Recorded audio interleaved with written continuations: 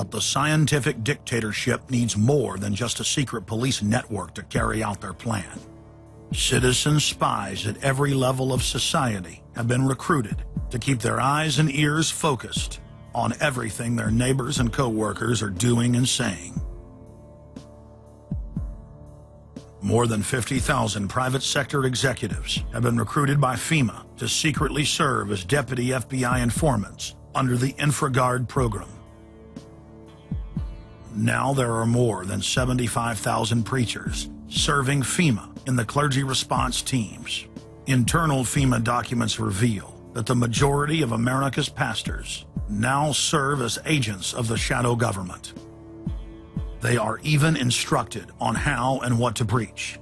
And as KSLA News 12's Jeff Farrell discovered, the clergy would help the government with potentially their biggest problem, us. From my cold, dead hands. Charlton Heston's famous declaration captures a truly American value, the overarching desire to protect our freedoms. But gun confiscation is exactly what happened during the state of emergency following Hurricane Katrina in New Orleans. U.S. troops also arrived, something far easier to do even now thanks to last year's elimination of the 1878 Posse Comitatus Act. That forbid U.S. troops from policing on American soil. If martial law were enacted here at home, public fears and quelling dissent would be critical. And that's exactly what the Clergy Response Team, as it's called, helped accomplish in New Orleans. Jeff, the primary thing that we say to anybody is let's cooperate and get this thing over with, and then we'll settle the differences once the crisis is over. Such clergy response teams would walk a tightrope between the needs of the government versus the wishes of the public. In a lot of cases, these clergy would already be known in the neighborhoods in which they're helping to defuse that situation. For the clergy, one of the biggest tools that they will have in helping calm the public down or obey the law is the Bible itself, specifically Romans 13. Because the government is established by the Lord, you know, and that's what we believe in the Christian faith. That's what's stated in the Scripture.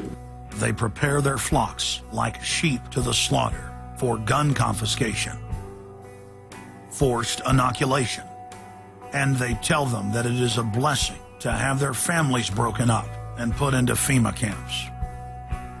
Irland, Frankreich, Portugal, Spanien, die Schweiz, Liechtenstein, Luxembourg, Polen, Ungarn, Romania. Adolf Hitler bragged that his most powerful domestic tool, used by the Nazis to control the people, was the servile clergy.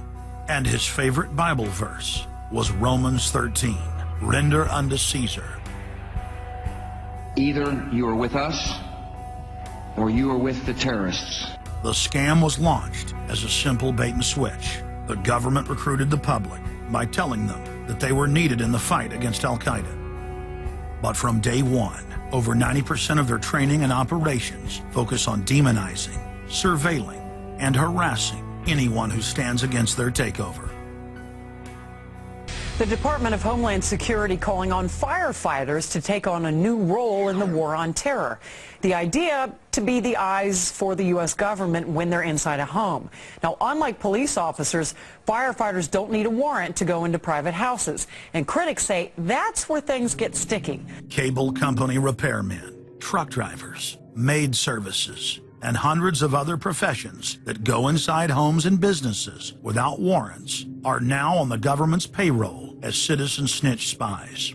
But Big Brother doesn't stop there. Children are being indoctrinated inside the public schools nationwide to spy on their parents. You can give information without having to give your name. You guys can get paid for good tips up to $200. The New York Times praised public school programs in the United States and England that are training children to report their parents for eco-crimes, like taking a hot bath or letting the water run while you brush your teeth. All of that violates their carbon footprint credit allotment.